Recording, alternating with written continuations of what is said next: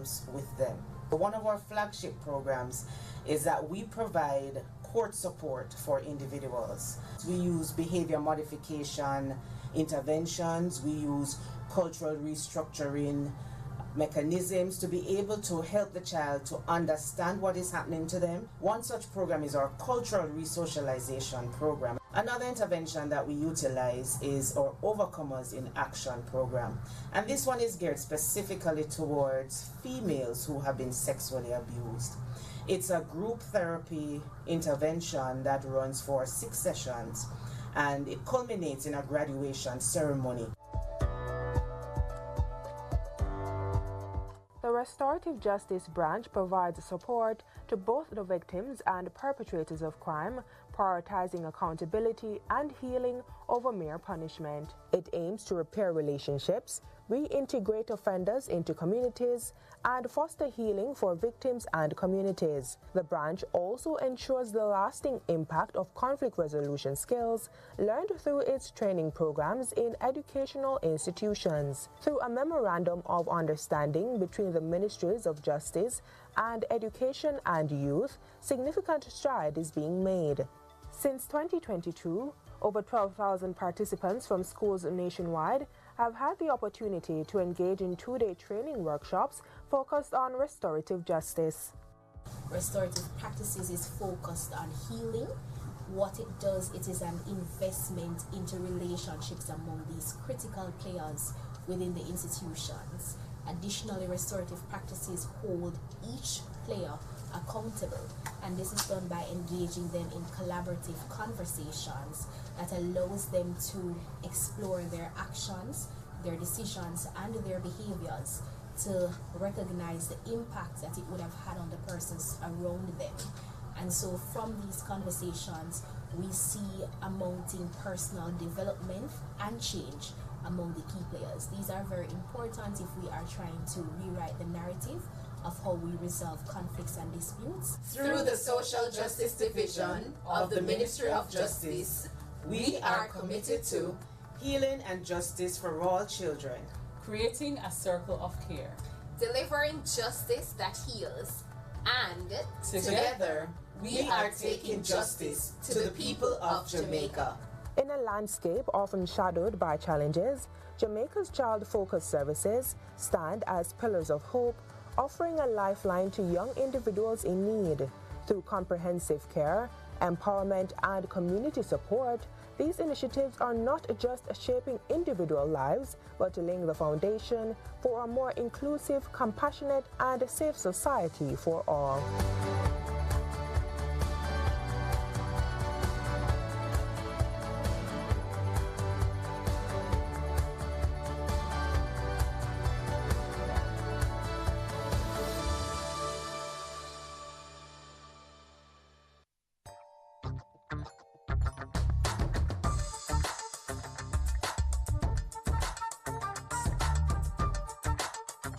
Welcome to another episode of Western Roundup. In honor of Child Month, we showcase the initiatives of the government in safeguarding our children's health through the Jamaica Moves in Schools program in Hanover and Westmoreland. Then we head to St. Anne to see how the Jamaica 4-H Club is positively impacting students. Stick around, you don't want to miss this. The revitalized Jamaica Moves in School program in the Western region is more than just physical activity. It's a holistic approach to improving the health, concentration, and academic performance of students. And at Pell River Primary in Westmoreland and Sheffield Primary in Hanover, the program is making a remarkable difference. Spearheaded by the Western Regional Health Authority, the initiative entails 3 5-minute breaks, complemented by a designated water and fruit stay, along with an hour of physical activity divided into 4 25-minute slots per week. It has been a tremendous success in that we're seeing where our children are more confident, they are more physically fit, they are also students who pay attention to their diets. The physical engagement has significantly improved students' concentration during classes. They concentrate better and they are more productive. At the end of the different activities, I realize that the children are so much more relaxed, and so they progress to their classes very smoothly. Similar sentiments are reflected by Pell River Primary Principal Shireen Clark. Students are more alert, their academic performance are improving, and also they can concentrate better, and we have less hyperactivity to deal with in our institution. While the transition to the program was not without its challenges, the students have embraced the opportunity to focus on their physical health while having fun. When we first started the program, we faced a lot of mixed reaction with the students, especially for those who don't want to participate in physical activity or want to drink water. Water helps with the blood circulation of the body and also maintains our brain, helps us to focus more and keeps us hydrated at all times. Water helps you to keep hydrated and it helps your body, it cleans your system. The daily activities do not take away from the regular school curriculum, as they are both combined to yield greater academic and physical results. If you go to Pell River, they would actually incorporate social studies or mathematics with physical activity and give them a game to play like Simon Says, and then Simon Says hop. When they hop, then they spell a word. Sheffield Primary, they would also use Simon Says or my head, my shoulder, my knees, my toes, and like after every 30 seconds they would stop and ask a geographic question or ask a mathematical question, and then that would stimulate, a greater metacognition. From infant to high school, the remarkable talent of the 4-H Club students in St. Anne was on display at the club's Achievement Day in Brownstown. Held under the theme Youth in Agriculture Shaping the New Face of Food, this annual celebration recognizes the hard work and dedication of students across the parish who have made significant contributions to their local 4-H clubs. Fern Court High School student Akeem Tracy, who dominated in the 4-H public speaking competition, is grateful that his hard work paid off. Staying back after school, a lot of hours in studying, reciting the speech, training with clubites, even my president prepping me for this day. I'm very excited that this is a very good accomplishment because it's the first time I'm doing this. The 4-H Club does not only focus on youth agriculture, but more so producing well-rounded young people. So at the parish level, we have to prepare these youngsters.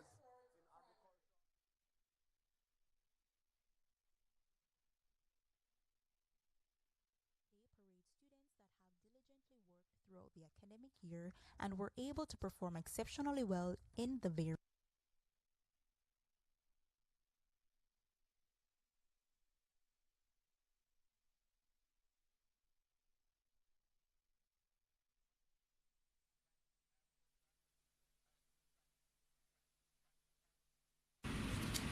Good morning, everyone, and welcome to another week of our post-cabinet press briefing. And today is going to be a very special press briefing because we have some of our most esteemed ministers here today that have very, very important portfolios. So I will let you know who will be here throughout this 1-hour press briefing. We do already have with us the Honorable Fayval Williams, our Minister of Education and Youth, and she will be updating the country on a number of matters. We also have to acknowledge her permanent secretary, one of the best in the business that we have. Dr. Kassan Troop is also here with her, and she also has some of her other members of her team here. We have the CEO is here, and I acknowledge her, and the other members of the Ministry of Education team. And so we're going to get some very important updates. We will also be having Minister Matthew Samuda,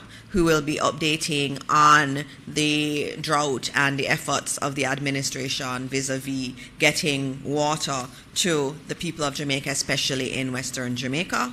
And we will also have Minister Marlene Malahoo Fort speaking about the historic bill that was passed in the House yesterday.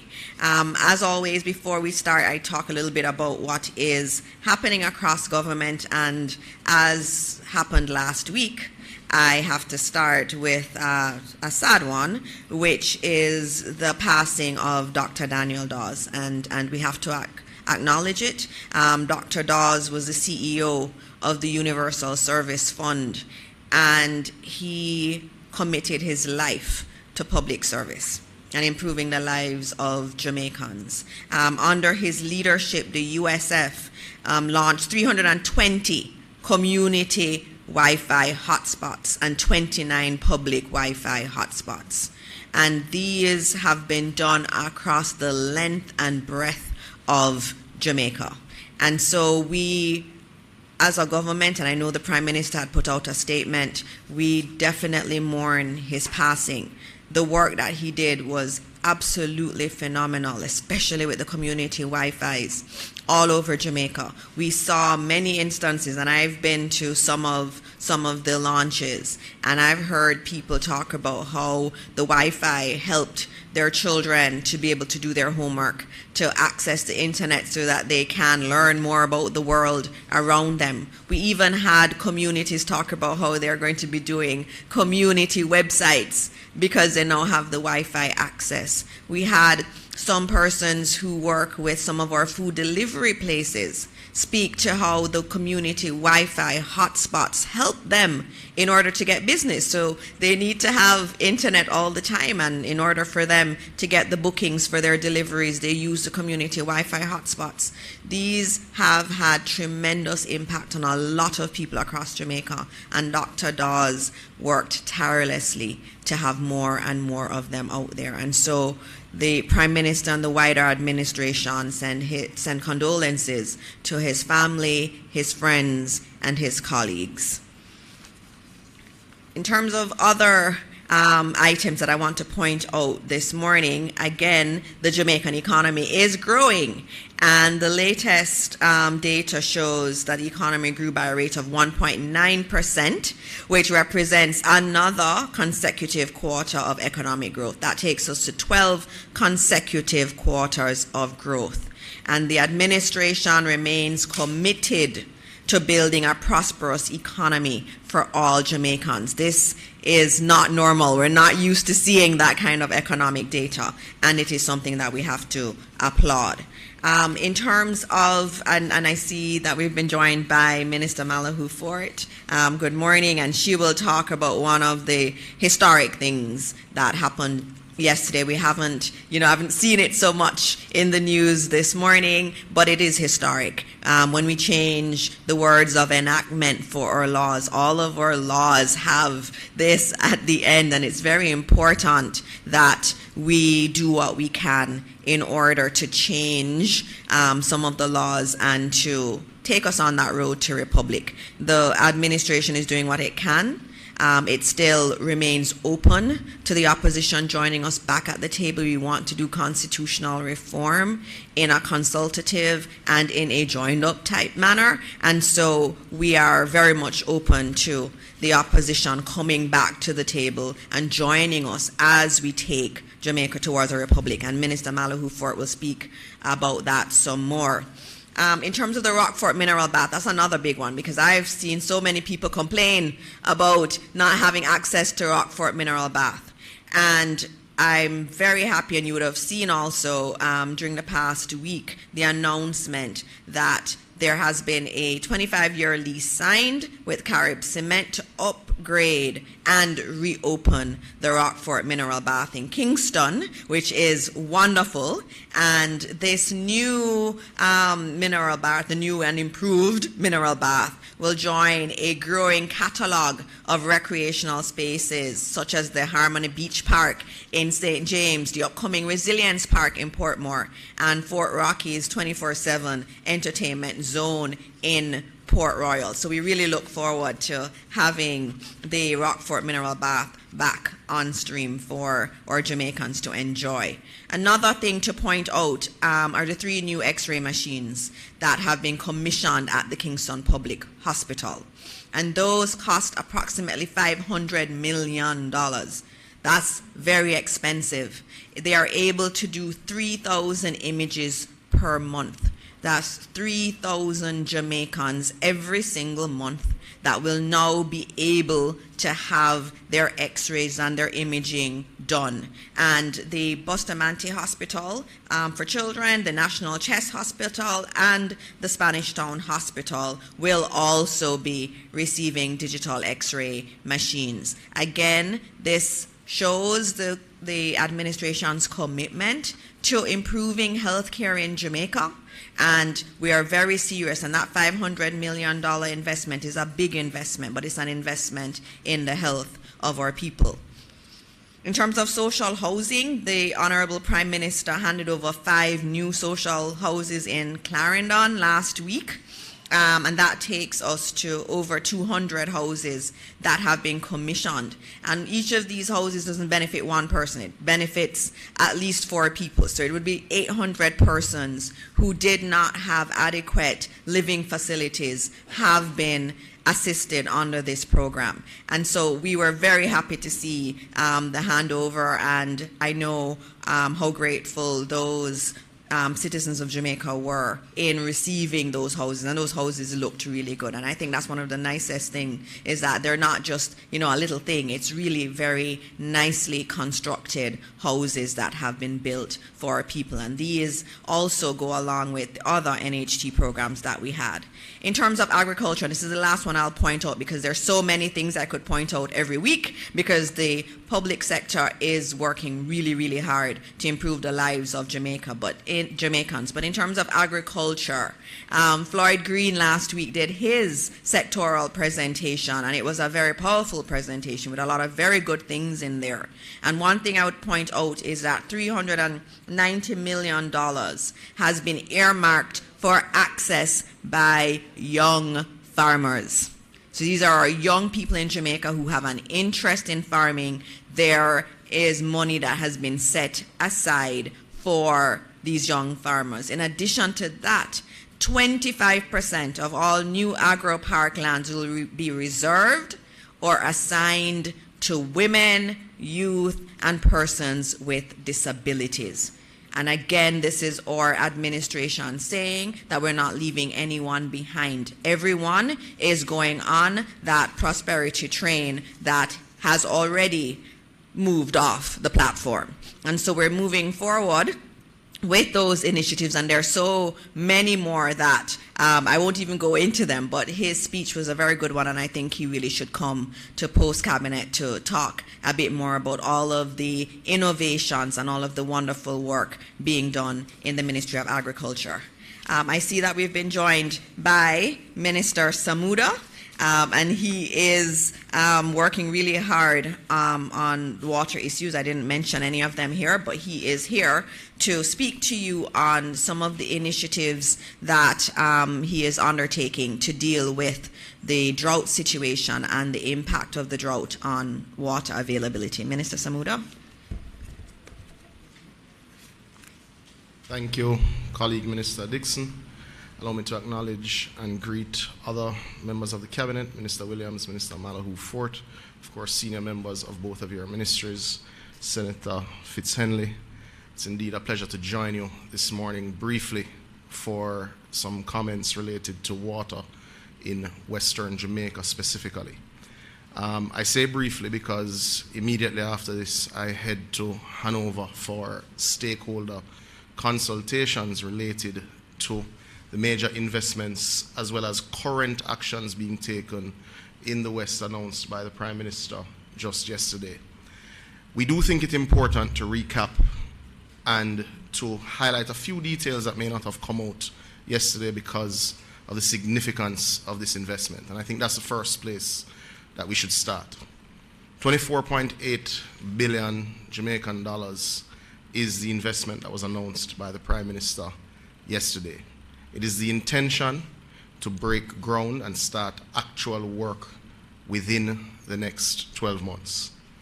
We want stakeholders to understand that what has been approved is what is called a pre-engineering phase, where some 32 million Jamaican dollars will be spent, and we expect that work to be complete in 4 to 6 weeks. There is a 4-week period that we will work with the Ministry of Finance to complete the legal steps that allow the Minister of Finance to take the resolutions necessary to add this project to what is called PSIP, the Public Sector Investment Program, and allow for the resolution for direct procurement under emergency circumstances.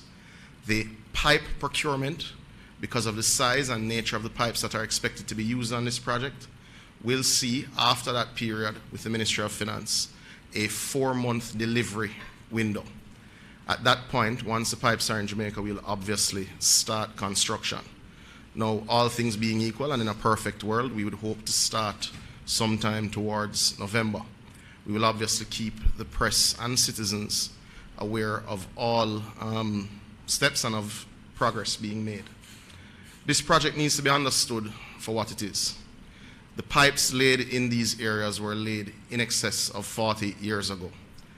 They are severely degraded in their current size, and even at the current size, they do not have the carrying capacity for the population growth that you've seen in Western Jamaica. But focusing first on the level of degradation that we've seen, an element that hasn't quite come out in the discussion is that the current sea level rise that we're experiencing in northwestern Jamaica is increasing the pace of degradation. Just last week, you had a major traffic pileup and indeed car accidents in proximity of in St. James. And that took water out for pretty much all of eastern St. James.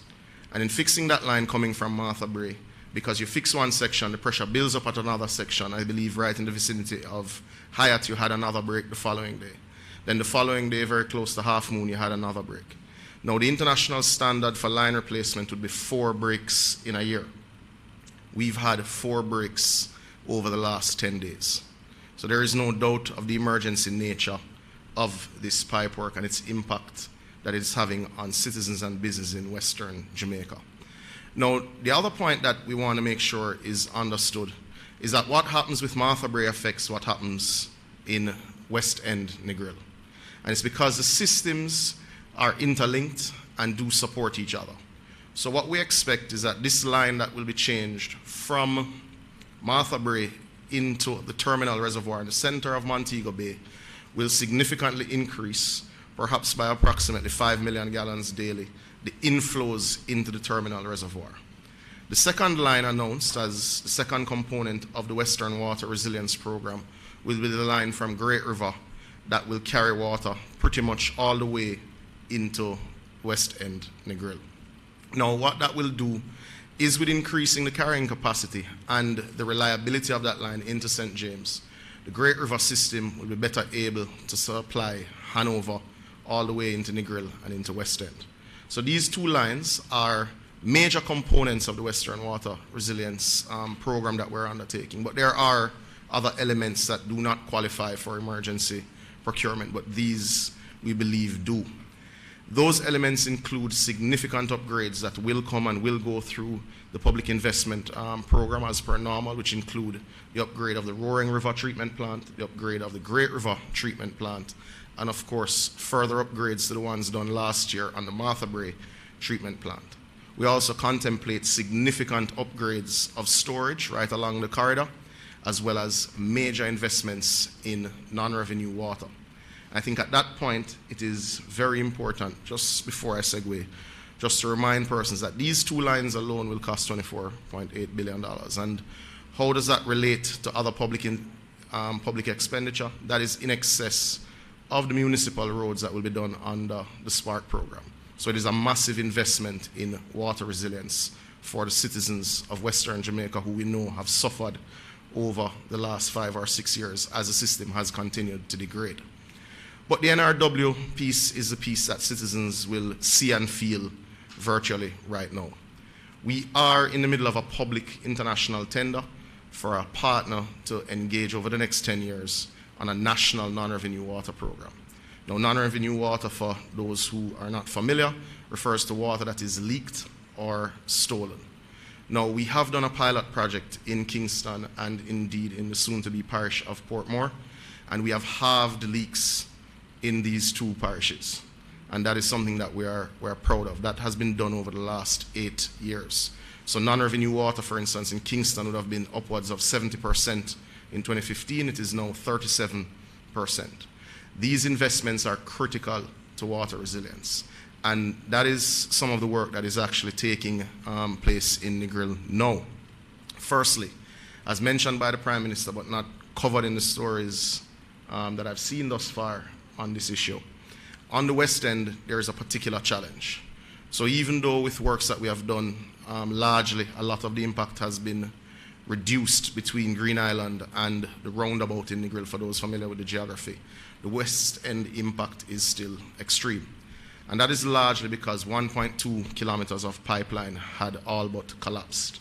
I want to assure residents in the area that the work has actually started. Pipes were delivered on Monday, heavy equipment dispatched yesterday, and works commenced late yesterday evening and will pick up pace this morning. That work will take some 3 weeks. So areas such as Hilton Avenue and Red Ground in Negril will see significant improvement upon the completion of those works. As a side note, the Prime Minister would have announced that immediately as that work is complete, NWA will be resurfacing that area. It is particularly degraded, and citizens have indeed been reaching out to us, and we are aware. A contractor has been mobilized for that resurfacing and awaits the completion of the pipe work. But the core issue, ladies and gentlemen, is that the inflows to our system have been significantly reduced. We have had less than 50% inflows from the Negril watershed. That watershed supplies the Logwood system and supplies the Bulstrode system, which deals with areas like Sheffield and Little London. Less than 50%. Now, that impact has been extreme. And I want to assure residents that, as announced and as committed, we have installed the generator at the Logwood facility, so you no longer have the electricity disruptions causing supply interruptions. As committed, we have procured and are installing today the new pumps at the Bulstrode system to significantly increase reliability. As committed, we have started major repairs on 4 areas that have significant leaks. We expect that all of these works, when complete in the 3-week period, will increase the supplies to Negril by over 1.2 million gallons daily. So even as we prepare for major investments in that infrastructure, in the carrying capacity of the mains, I want to assure residents that the small and micro issues that can be addressed now are indeed being addressed now, and that we do hear their calls, we do share the concern, and we are making the investments to alleviate their pain and stress during this period. The other final point, or rather the final point I will make, is in relation to a hotline that the Prime Minister would have announced. Later today, the NWC will publish a hotline as well as an email address that will allow citizens, not just in Negril, but certainly because of the issues we've seen in Negril, to report issues related to trucking and to deal with any allegations of cronyism related to trucking. We are not prepared to have citizens be unfairly treated when the government spends hundreds of millions of dollars in this drought response. It is a trying time, but we continue to work with stakeholders to ensure that we reduce the impact of this climatic emergency. Thank you. Thank you, Minister Samuda. I think there are some questions from the media for you. I do know you need to go to Hanover today to deal with some of these matters, and so we'll take some questions. All right. Morning, ministers. We have one. We'll start with Mahiri. Okay. Morning, Senator Samuda. Mahiri from Nationwide here. I understand there was a meeting with the NWC in St. Elizabeth, I believe either earlier this week or last week. And during that meeting with the community members, I did hear of some issues in Lacovia, specifically in St. Elizabeth. Have there been any detected water issues in the parish? And if so, what is being done to mitigate them? Not familiar with specific issues in Lacovia, but I will take your contact and get back to you on that. What I would say is just last week, myself and Minister Green, the Member of Parliament for Southwest, sent and commissioned $180 million of pipe work in the area of Fort George, and we expect to break ground on the new line that will run from, I believe it is Black River to Parity in about a month or so. So St. Elizabeth is getting significant investment, and that investment is not simply limited to potable water. I'd also direct you to his page where he gave some updates on the Pedro Plains irrigation system.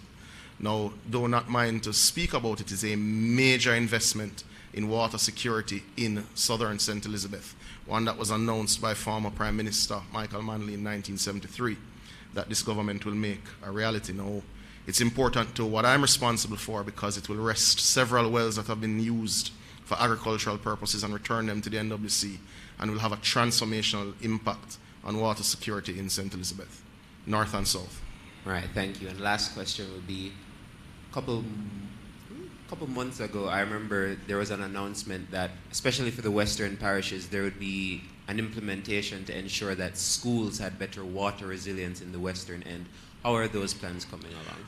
So rural water is currently scoping the issues in this space. We'll make a separate presentation on that in terms of what the capital requirement will be. But the intention is to work with the Ministry of Education through the summer to implement significant increases in water storage and a few rainwater harvesting systems in areas that are not programmed for infrastructure upgrades over the next 2 years. Thank you, Minister. I gather there may not be any more questions for you. No problem. All right. Wonderful. Thank you, Minister Fantastic. Samuda. All right, and next up we have the Honourable Fayval Williams, our Minister of Education and Youth, and I also have to acknowledge in the room our newly minted Parliamentary Secretary, Senator Abka Fitzhenley, who joined us after we started. Minister Williams.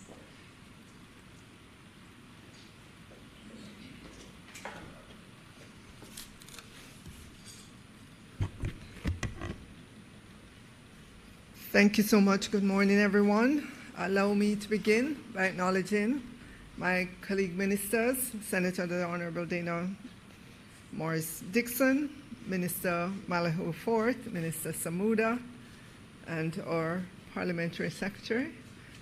The team from the Ministry of Education and Youth, of course, including our Permanent Secretary, Dr. Kassan Troop, our Chief Education Officer, acting, and Executive Director at the Overseas Examinations Commission, Mr. Hector Stevenson. Let me acknowledge as well across Jamaica those students sitting the Caribbean Secondary Education Certificate, CSEC, Caribbean Vocational Qualifications, CVQ, and the Caribbean Advanced Proficiency Exam, CAPE.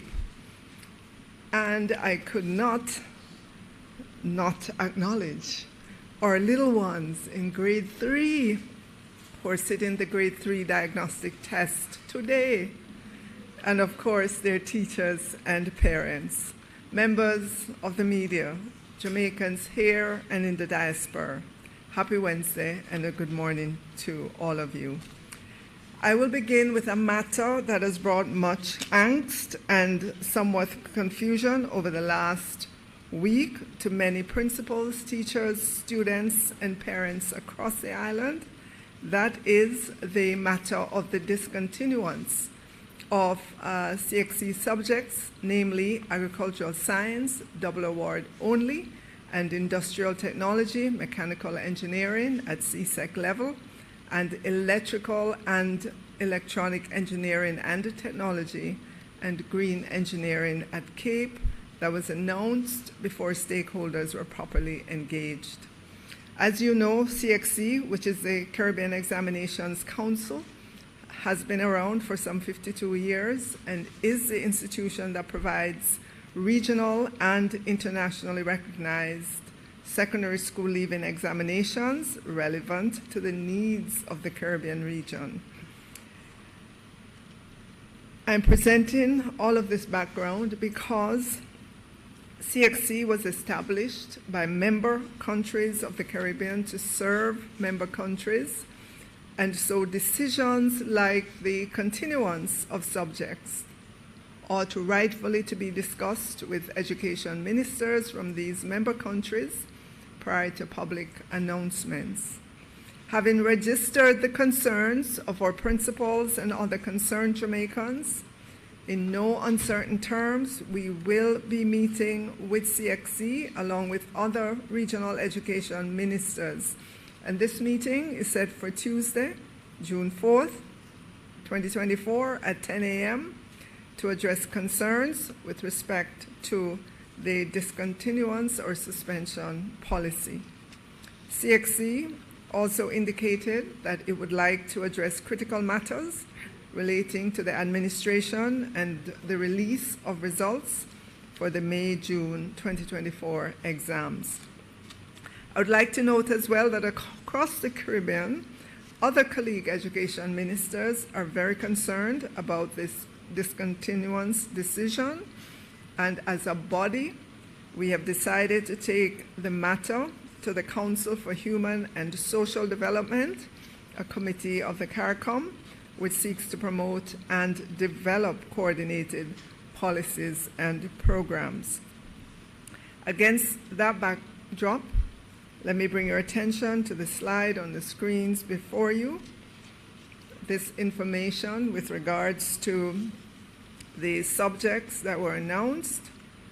I know the screen is it's tiny, you're probably not able to see, but it lays out for us the number of schools taking the subjects, the entries, the range of entries, and more importantly, the enrollment for each subject.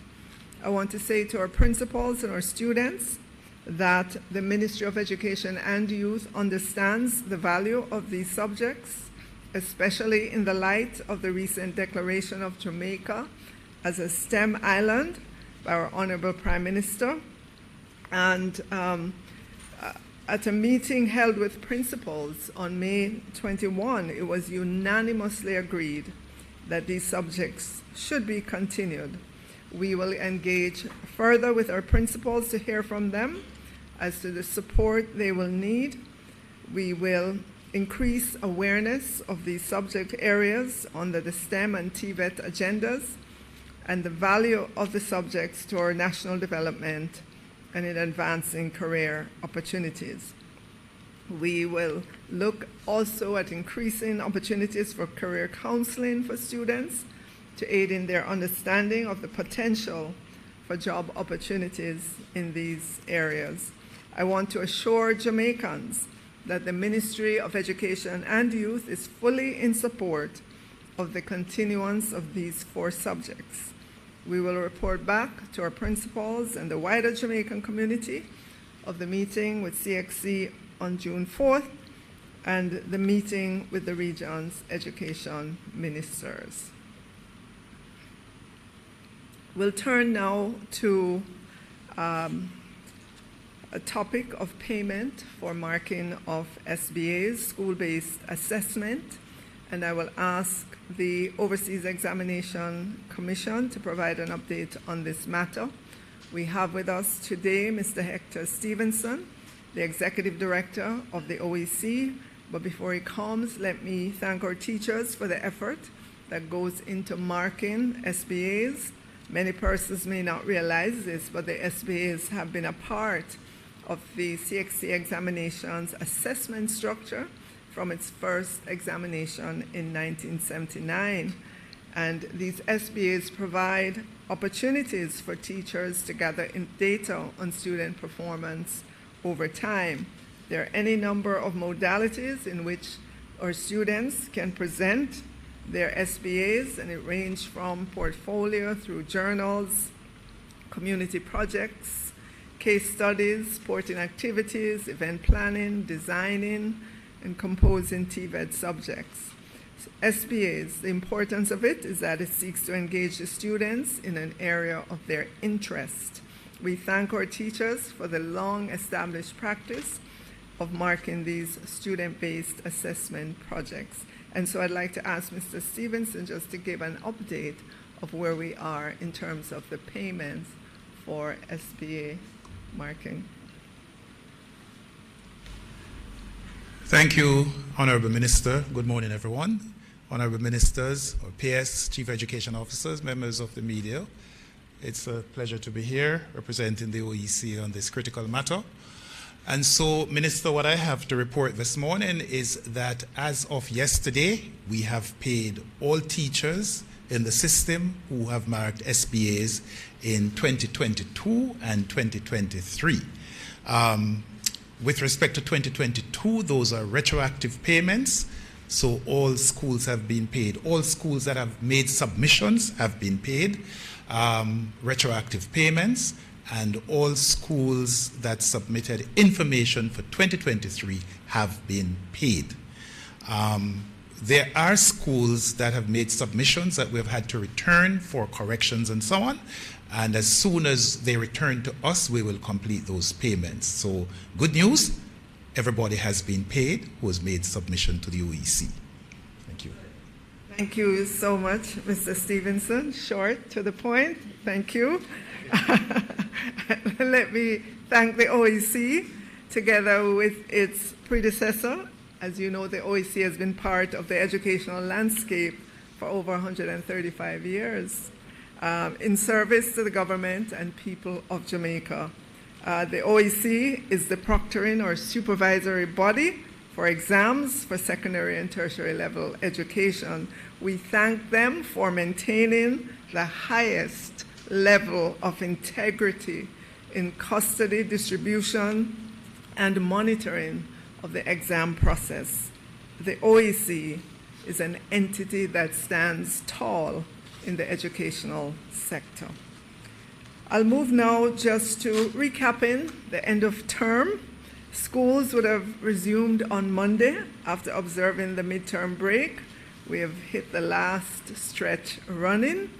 And just to note, our early childhood institutions are working through the Jamaica School Readiness Assessment, JSRA, which is not a test, but a sort of developmental marker used to identify what 4-year-olds across the island can do and what they struggle with as a means towards understanding how their respective needs can be acknowledged, planned for, and met as they move through the education system. At the primary level, we are about to do the PEP4 assessments. Internal examinations are also set to begin at our primary schools and the secondary levels, while many of our secondary schools are finishing the administration of external exams. We look forward, along with parents and students, to the PEP6 results being shared later in June, and we have more trend teacher engagement sessions set to begin next week. All of what I have just said will take place before July 5th, which is the end of the 2023-24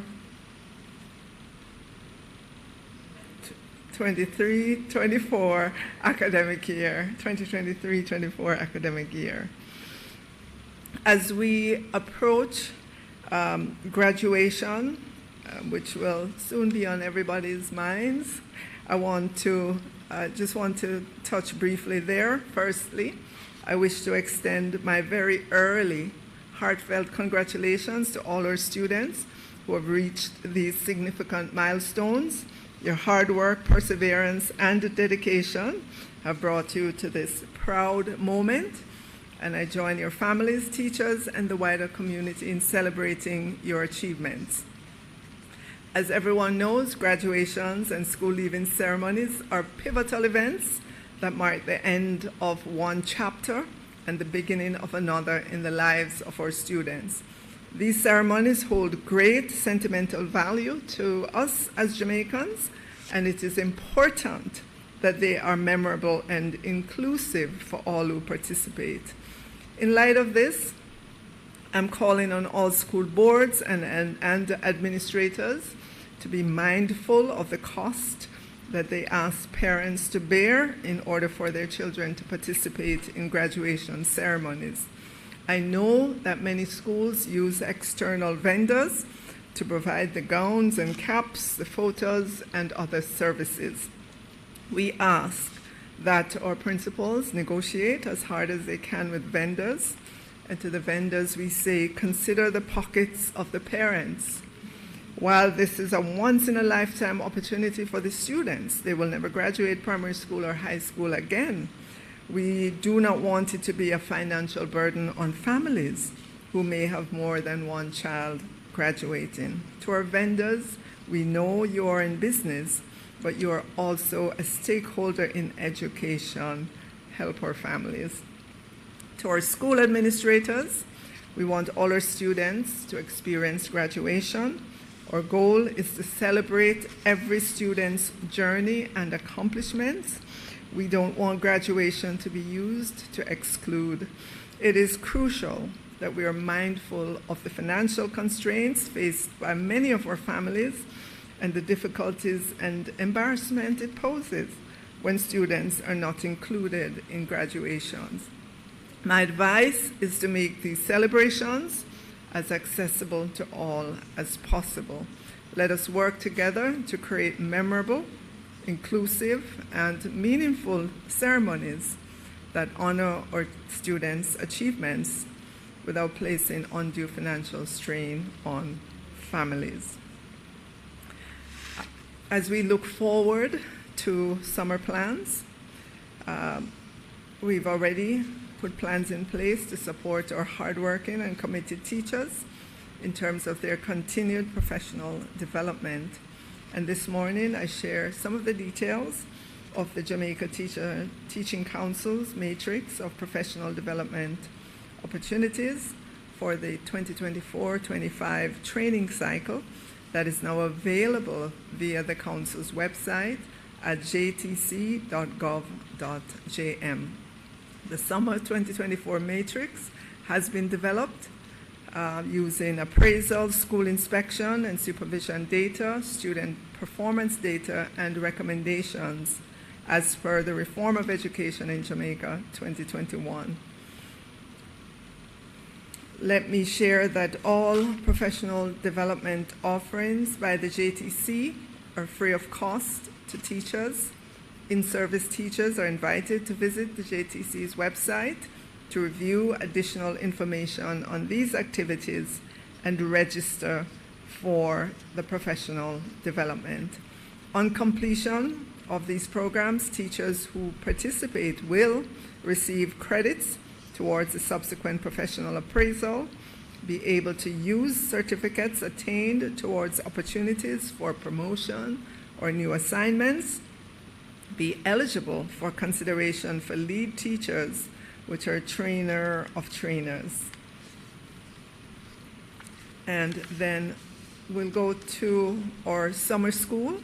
This year, the Ministry of Education and Youth will once again host summer school as an intervention for students who've been identified as in need of academic support.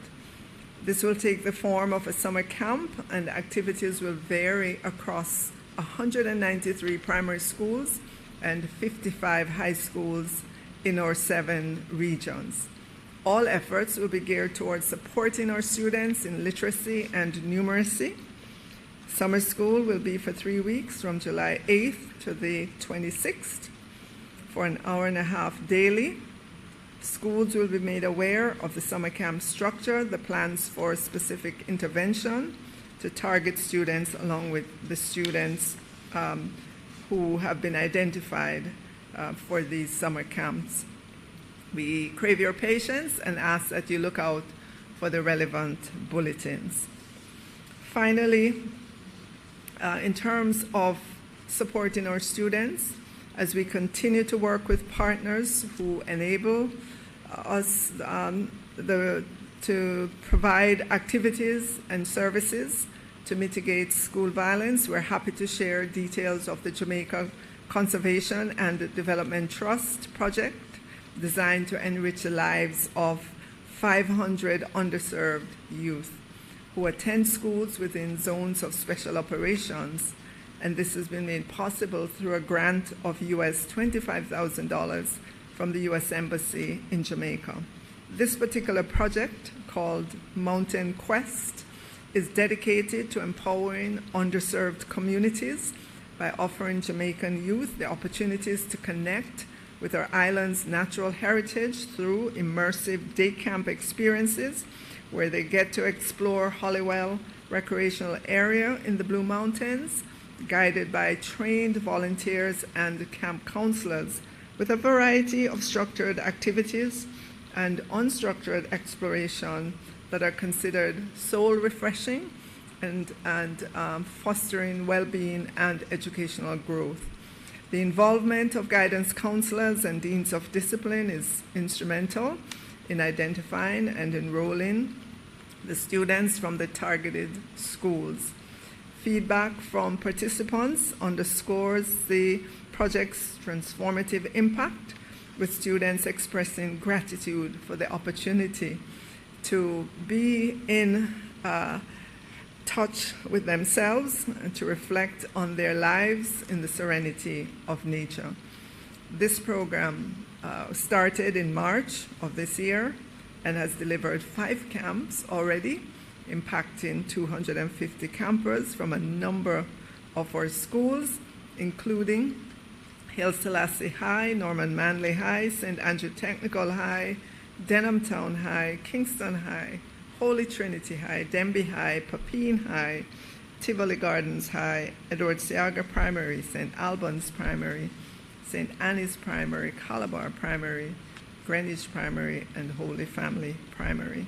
In closing, I want to unreservedly acknowledge and thank our school boards, our principals, teachers, administrative staff, and all who work at all levels of the education sector.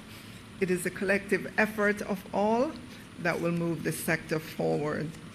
Furthermore, I state categorically that our commitment remains to you, our students, our teachers, families, board members, auxiliary staff, and everyone who works at transforming our education sector for the good of our country. Together we are, together we can. Thank you so much.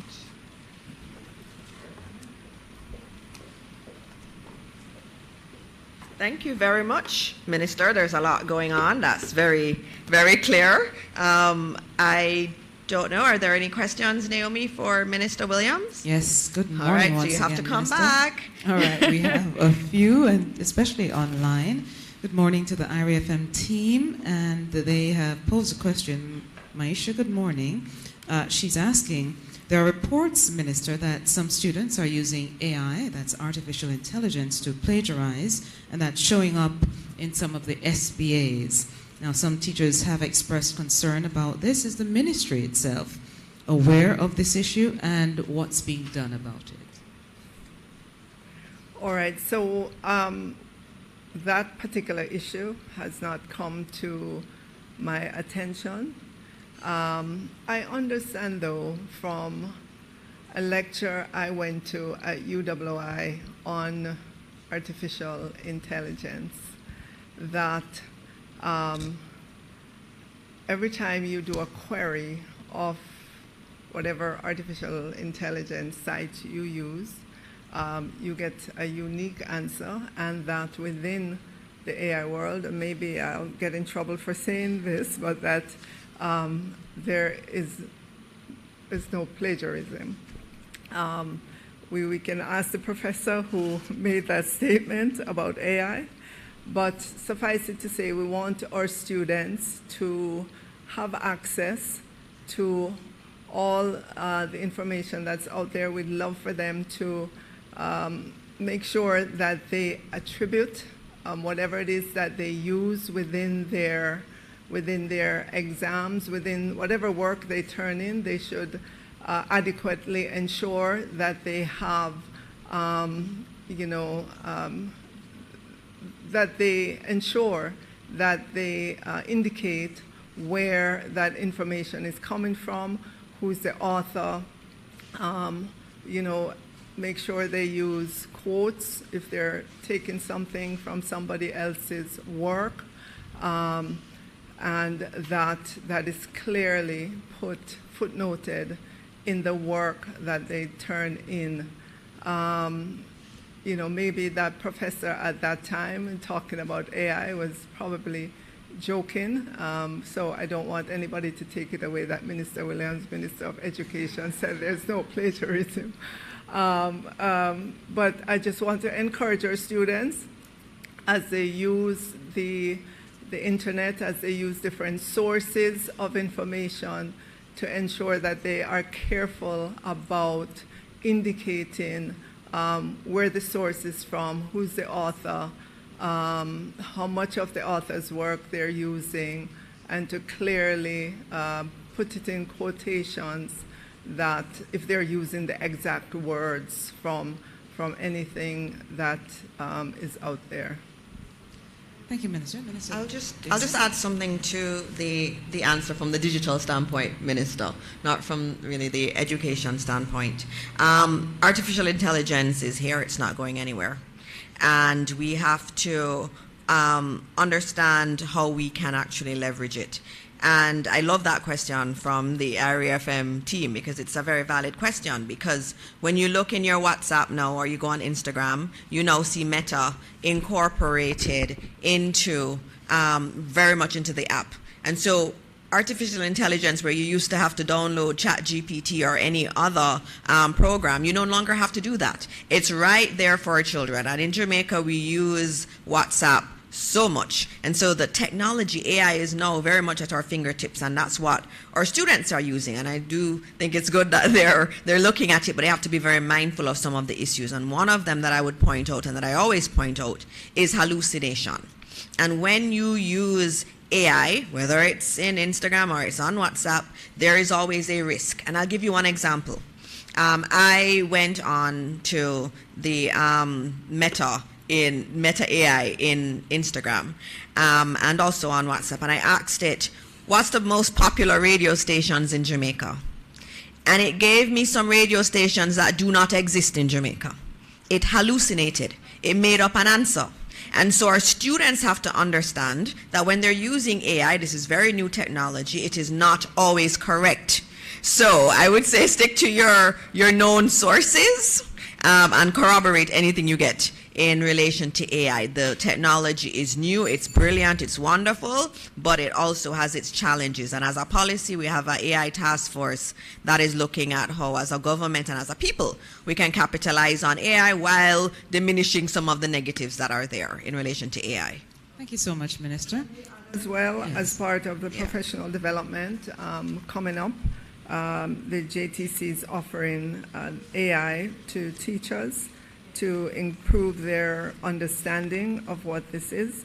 It's called Embracing AI, Artificial Intelligence for the Teacher. That is the real deal.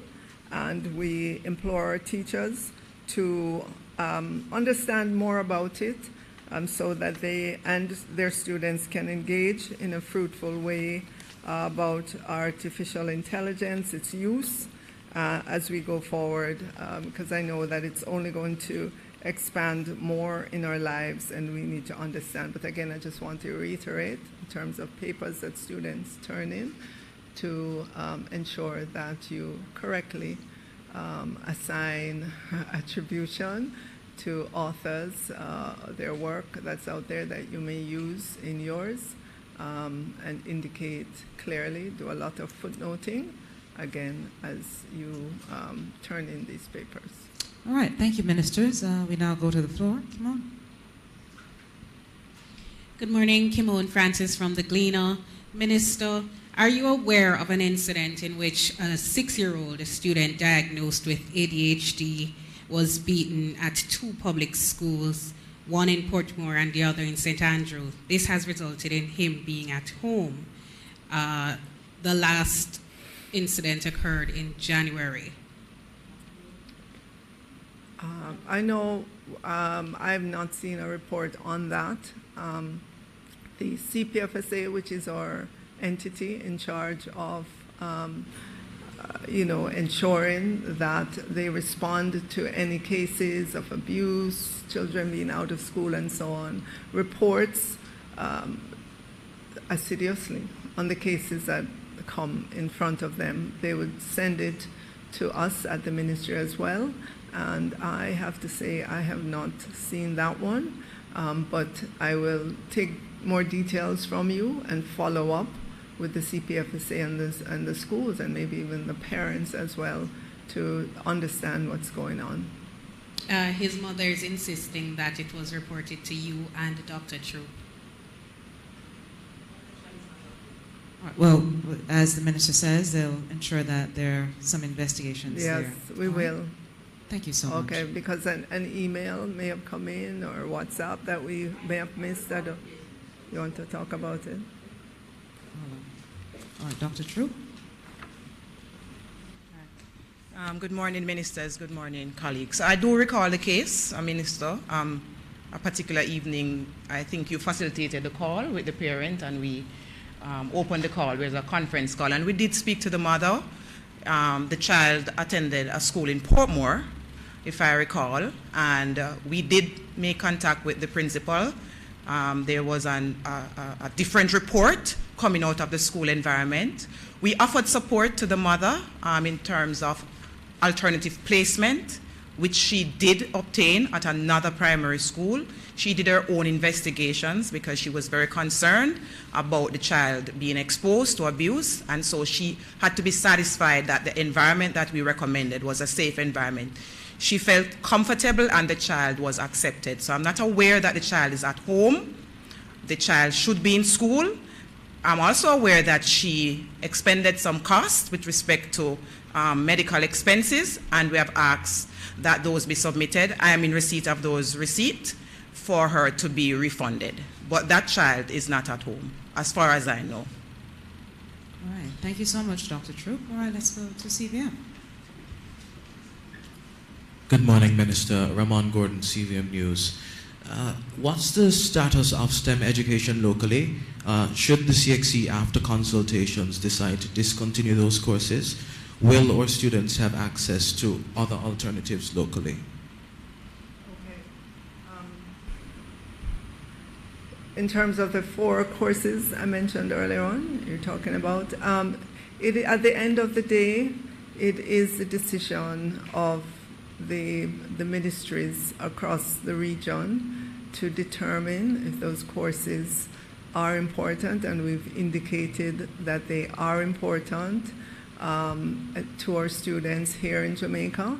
And based on a WhatsApp group that I'm in with other education ministers across the region, they share the same sentiment and would like to see those courses continue. We recognize that there may be some additional cost to continuing those courses on the part of governments. But at the end of the day, the decision, I know, will be for the continuance of those courses. All right, thank you, Minister. Let's go back. Come on, you have a follow-up? All right, Minister, I have one then in from another news entity asking if the OEC has been aware, has been made aware that students' SBA may be being destroyed at a particular high school in the parish of Clarendon.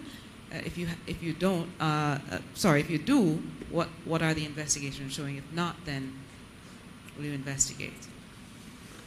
Yes, go ahead. No, the OEC is not aware.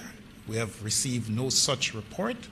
But if and when we get that report, we will act immediately to investigate and to find out what. That's a strange one. We've never heard of students' SBAs being destroyed. So that's a little crazy. But like I said, we have not gotten the report. And as soon as we do, we'll treat with the matter expeditiously.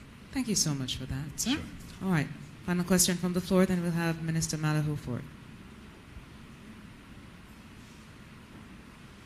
Minister, what's the status of the appointment of a principal at JC, and is the ministry paying the salary of the current acting principal? I'll ask our permanent secretary to answer that. Thanks.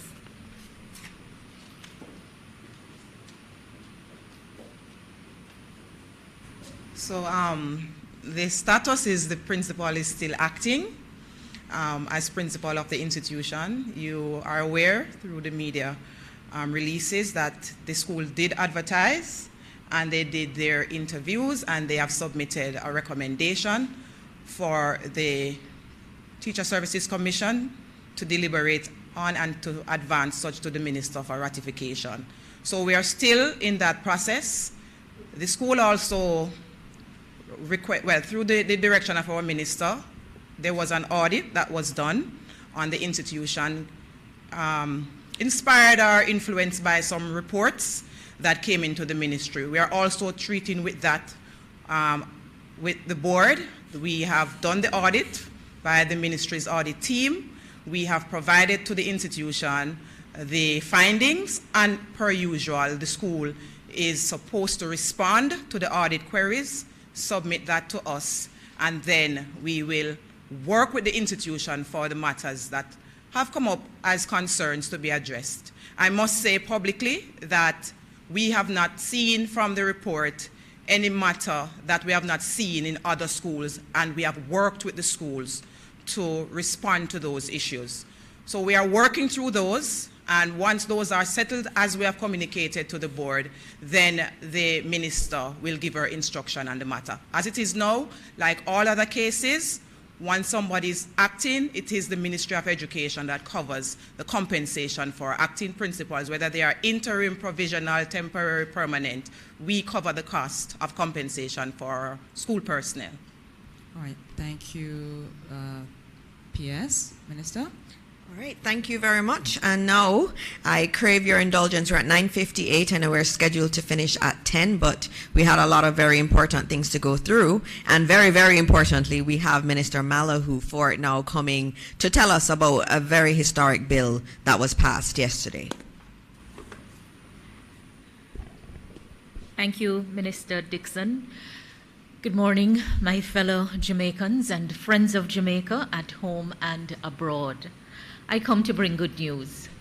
And this is my third week at the post-cabinet press briefing, each week bringing you good news.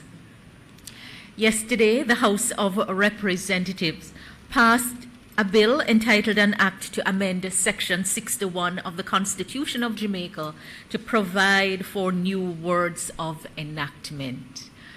Now, words of enactment are technical in nature. They indicate the source of authority for the making of an enactment. And they are important to signify the supreme authority of the Parliament of Jamaica in legislative matters. Ladies and gentlemen, we are on the road to republic. We're taking the steps, step by step, in sequence. It doesn't matter how long it takes. It is the right journey in the right direction we are on. It doesn't matter how often we stumble. It doesn't matter how rocky the road is. We are on the journey and we are making progress. It is interesting that what took place in the Parliament yesterday is actually implementation of a recommendation that was made 31 years ago by the Constitution Commission in its 1993 report. So when Queen Elizabeth died, the issue of the words of enactment in the Constitution became a live issue. And different views contended on how we should approach this matter. The Parliament took a decision, but I maintain that the better view is that while you can use the Interpretation Act, and in this case it's the Interpretation Act of 1889 that applies to the interpretation of the Constitution of Jamaica, while you can use it to find the meaning of words in the Constitution, you cannot use it to amend the literal text of the Constitution. So our Constitution specifies the Queen, and it specifies the Queen Most Excellent Majesty. The Interpretation Act tells us that any reference to the sovereign is a reference to the sovereign for the time being, but that did not mean that we could change the actual words in the Constitution. But more importantly, what we have done and what we are in the process of completing is to have every act of Parliament commencing with the words, where appropriate, be it enacted by the Parliament of Jamaica by and with the advice and consent of the Senate and the House of Representatives, and for the matter that will have to have the approval of the people, the words will be by the Parliament and people of Jamaica by and with the advice and consent of the Senate and the House of Representatives. This is the physical copy of the bill. It is available online, and the memorandum of objects and reason tells you that this bill constitutes the first legislative step in a proposed series of amendments intended to give effect to a constitution enacted by the Parliament of Jamaica and approved by the people of Jamaica. Even if you do not understand what it means technically, it is something to celebrate, ladies and gentlemen. I'm open to taking any question that you may have. Thank you, Minister. Naomi? Indeed, absolutely historic. And so, Minister, yes, there are some questions. Yes. I believe Kimon had a few questions, and Mahiri as well. Let's just get back to Kimon. Not for Minister Malahoo Fort. Oh, continuing with Minister Williams as well, Mahiri. All right, so let's continue with Minister Williams, and then we come to you, Minister Fort. I'm delighted that there are no questions. I think they're just all very happy. I see it on their faces. They're so happy that is every non-controversial. It's a long overdue step. And this Holness administration is serious about constitutional reform for the people of Jamaica. Good morning, Minister. Good morning, ladies and gentlemen. Thank you very much. Thank you, Minister. And Minister? Since Minister Morris Dixon is at the podium, is Cabinet comfortable with the tax administration Jamaica spending $1 billion to retrofit a building that it does not own? I don't have all of I know it's a good question that you're asking, and I just saw the reports last night too, and I have been in contact with the Minister of Finance and the TAJ team. They have noted that they will be putting out a briefing, a press release that will give more details in terms of the details of that procurement activity. I do not have the details as yet. When I do get them, I will be able to answer any questions, and the TAJ team is also ready to answer questions. So as I get more information, I'll be able to give you more answers in relation to the TAJ matter. And obviously it's a procurement issue, and I need to be fully briefed on it by TAJ before I can really opine on it. Minister Williams, is there any policy for graduation fees this cycle? And the second question is, what's the status of Dr. Grace McLean in the Education Ministry? I guess by asking about graduation, you're talking about the fees, yes. Right? There's no written policy currently as to what the fees should be.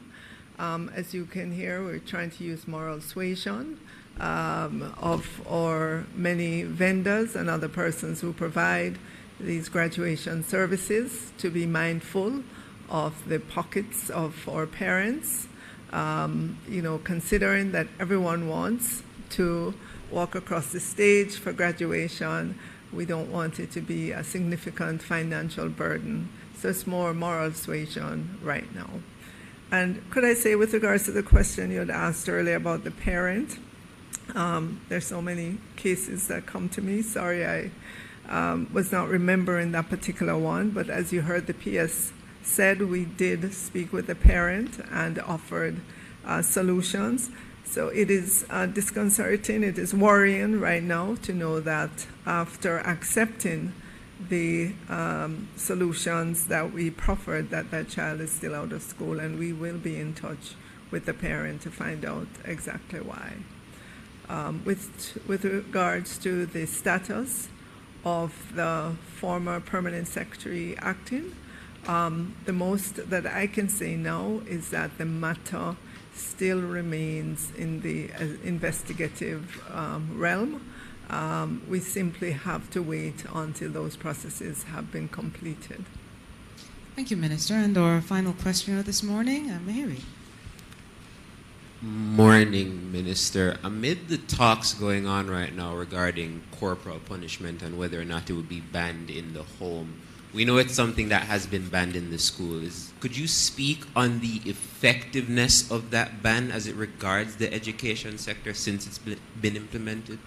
All right. Thank you for that question. Just want to remind us of some dates. If we go back to 2004, the Child Care and Protection Act banned corporal punishment in residential child care facilities. In 2005, the Early Childhood Act banned corporal punishment in early childhood institutions, and in 2008, the Ministry of Education's directive banned corporal punishment in all our schools. P.S., would you say we have, over those years, we have seen a significant decline in the traditional use of corporal punishment in favor of the child, but I want to say in favor of our teachers, school administrators being enabled with the skills to engage our students in conversation, reasoning about whatever the situation is.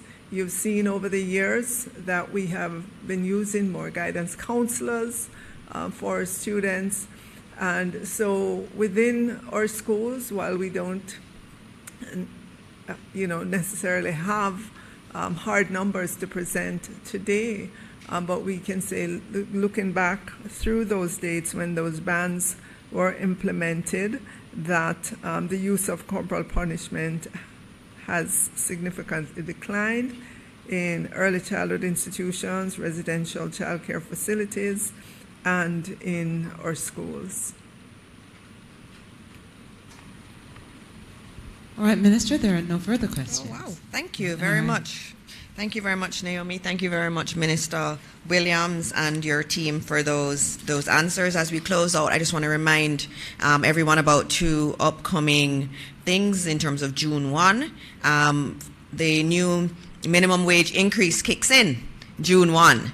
And that's very important. So starting next week, minimum wage earners will receive $15,000 per 40-hour work week. The administration really deeply understands the pressures that are facing a lot of our lower and lowest income earners. And this is one way that we're continuing to do what we can in our power to support these individuals. Obviously, we would love it to be more, and that's over time. We do want to have that happen. But in the interim, we're very happy that on June 1, this increase will take effect. Also on June 1, we will see the implementation of the Data Protection Act. I spoke to that last week. It's a very important act. It is guaranteeing privacy for a lot of our Jamaicans and our consumers across the country, and that will be implemented come June 1, especially with high-risk sectors, which include the financial sector, those in the ICT sector and the health sector, and also large data processors. And so those are two very good things coming on June 1. So I thank you all for tuning in this week. We will have another very exciting post-cabinet press briefing very soon. I want to thank all the ministers who came this morning. Minister Williams, thank you very much. Minister Samuda on water, and Minister Malahoo Fort on that historic bill that was signed, that was approved in Parliament yesterday. Thank you all and have a wonderful week.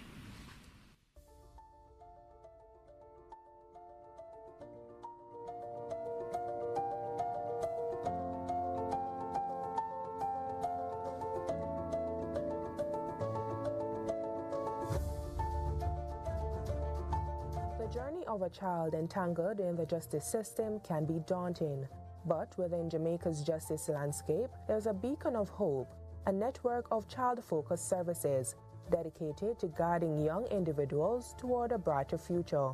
From diversion programs to victim support initiatives, These services aim to provide holistic care, rehabilitation, and empowerment for Jamaica's youth. These programs are offered through several branches of the Ministry of Justice.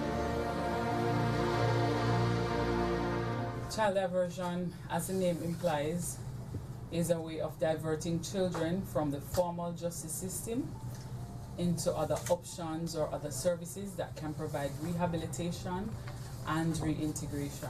The program focuses on children between the ages of 12 and 17 who come into conflicts with the formal justice system.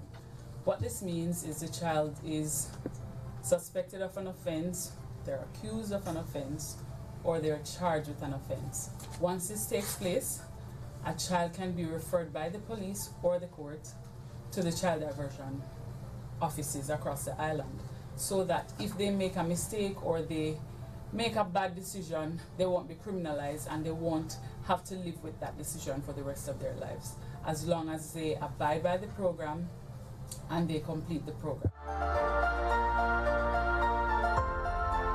Support is also offered to persons who have been harmed by a crime through the Victim Services branch within the Ministry's Social Service Division. This branch is charged with the responsibility to provide counseling, emotional support, and therapy to persons who are victims of crime. They provide a service that is confidential, professional, and neutral.